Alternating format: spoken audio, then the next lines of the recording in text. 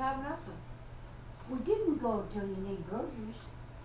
Like what Do groceries? you realize that when you bought crackers, there was a great big barrel, and you bought crackers, and they took crackers out of this barrel and put them in a sack, and that's what crackers came? You didn't go in the store and buy any cookies.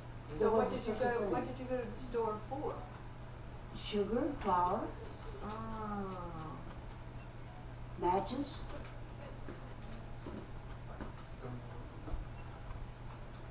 There was stuff you went to the store to buy. Fruit? Hmm? Fruit like oranges? Yeah, oranges was a treat. That was a treat. We got an orange. We thought that was special for Christmas. We all got oranges, a lot of them. We just thought, well, that was like, we got a real special toy. We guarded them and didn't eat them until we had to. Yeah. We had our own apples from the farm.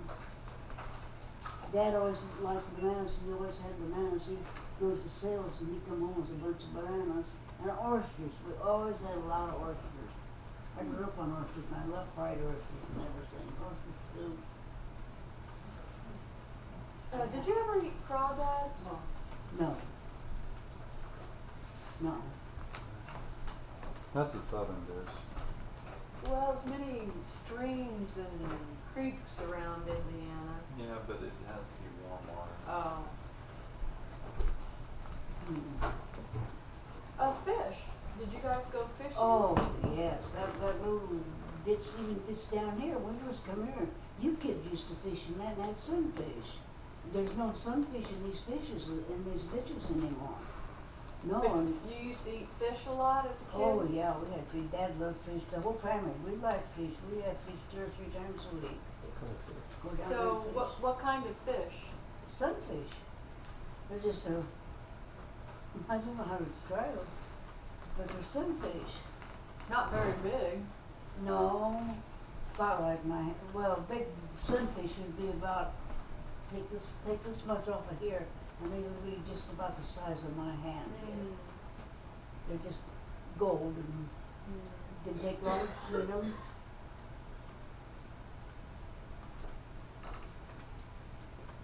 Okay, so when you left home and you married Raymond, you lived down in West Lafayette. Well, first we lived right west of Mom. There was a West Point church on the hill.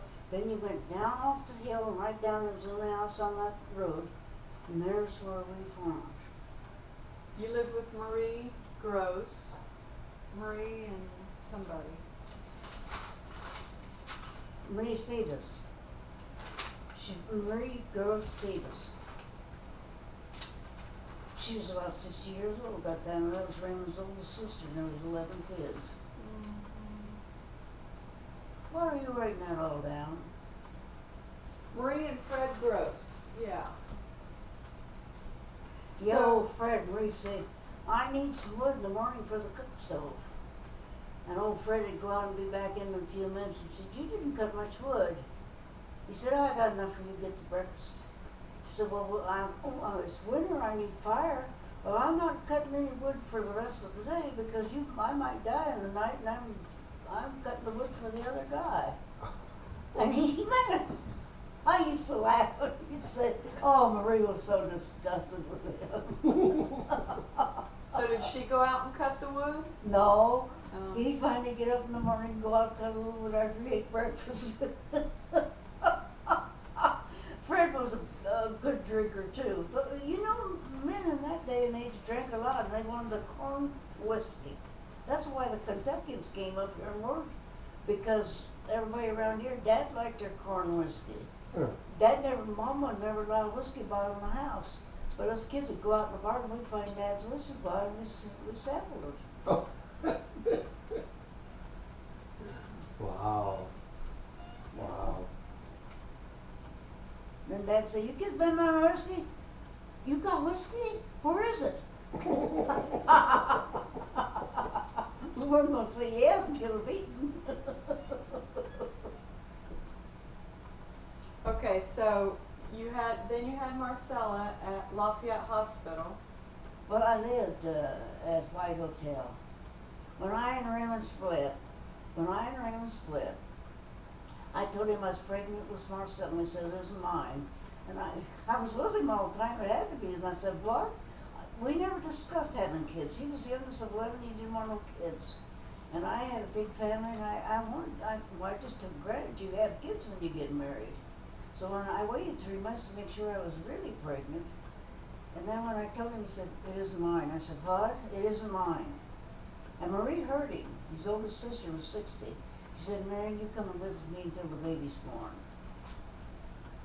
So I did. And then So where did she live?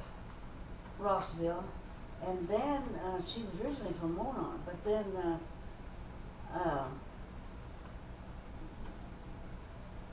I was in the hospital for 10 days. I like to not deliver the What baby. hospital? Home hospital Lafayette. 10 days? I never saw a doctor from the time I was pregnant till the baby was delivered. Yeah, no prenatal care. Wow. She just felt like the baby was going to be born, so she went to the hospital. Were you in the hospital for 10 days? Well, all those kids were born home in the farm. Yeah. You called Dr. Dave, Mom was having pains, and the doctor came, and the big kids were delivered right there in the farm. I was there when Carol and Nancy was born. They said I'm old enough to stay, so I was washing the windows outside while Janice and Linda and Nancy were being born. Carol and Nancy. Or Carol and Nancy, yeah. Dad came up, "Well, you got a sister." He always wanted all boys. There were 4 boys by that time, and I was only girls, so I was only a girl till I was 17. Yeah. I didn't have any. They grew up with Marcel, and they were more Marcella's sisters. In fact, Dad wanted to adopt Marcel, and I said, "No, she'll get married, and your name won't be Gross anymore. No, you don't need to adopt her." He said, "You let me have that kid, and I'll adopt her, and then you go to college." And I said, "No. Dad always told us, kids, you make a mess of your lives, don't come crying to me. You just iron out what you're gonna. You just figure out what you're gonna do." You know, he asked me one time, "Why didn't you come to me when you got in trouble?" I said, "Well, you told me not to come to you." Yeah, he said, "I guess I did." Ooh. Then one time he came on a Saturday, I'll never forget that day, and he said, "You always call me sister." And he said, "Sister, I'm going to tell you something." He said, "I know now that you can make your way with Marcella no matter where you're at, what you're doing, and what the circumstances." And he said, "I haven't got a son I think that I know that can stand on his own 2 feet. I gave him machinery, I gave him the farm. They never had to start out from the beginning." I've never forgot that. That was the highest compliment he could pay me. Yeah. How old was Marcella when he said 9 that years to you? old. Huh? 9 years old. 9 years old. Wow. Compliments weren't given very freely back I then. think, yeah. Actually, Mom said the first time she heard her mom and dad say "I love you" was when Jack, her brother, was killed by the gun. He was Oh, 18. right. Yeah. He was Yeah. 18. Well, do you know then, everybody works hard. You didn't see them lollygagging around. Yeah. They had They to. were always working. They were either making clothes, Dad would come in and sit down and read the newspaper, and they wanted us to be quiet so they could read the newspaper and eat supper. He was so tired. He worked out there harnessing the horses up 6 to a plow or something, and then walking behind it all day while he plowed. And since he ate, he was ready to go to bed. You didn't have electricity. We didn't have electricity until 1948. So you went to bed with the chickens. Mm. You had kerosene lanterns, but you didn't have the electricity. No alarm clocks? Hmm? No alarm clocks? Well, you had alarm clocks, but you didn't have any light. Yeah. Yeah. World War II was great that way because no lights were anywhere, in Yeah. town or anywhere, no lights. Even Yeah. the car lights you were supposed to do before night before it got dark, Yeah. because they was afraid we were going to be bombed. Yeah. Now, can you imagine them saying no lights today? I can't either. The next war's going to be hell. And Revelation says the cities will be empty. Mm-hmm. Yeah, everybody will be running. So you had Marcella in home hospital in Lafayette, And then where did you go to live when you and her were Well, I was released? in the hospital, I had a rough time with her. And for some reason I was in labor, but I wasn't delivered, I was in labor for 3 days and 3 nights. And they had 5 doctors in there with me. And I kept telling them, let me up, let me walk, and they wouldn't let me get up. Now they get you up and they walk you. But anyway, they wouldn't. And finally, they told me, said, "This is going to be you or the baby." And finally, they got a Chinese doctor come in. I can still see his face. And in a few minutes, he had delivered Marcella. And I talked to him, and he wanted to go back to China and start a hospital for babies, and he wanted to deliver babies. I often wondered if he ever got that done, because that was for World War II. I don't know, that was 1948. I don't know if he ever got to China and done that or not. I don't know whatever become. I never will know. But I liked him. He shooed them all out of there, and the baby had to be turned, and he turned the baby around, and she come right out, and she was 10 pounds. Oh, And she's you didn't eat any time in that. They gave you Oh. orange juice. They come at this side of the bed. You've got to drink this. You've got to have strength.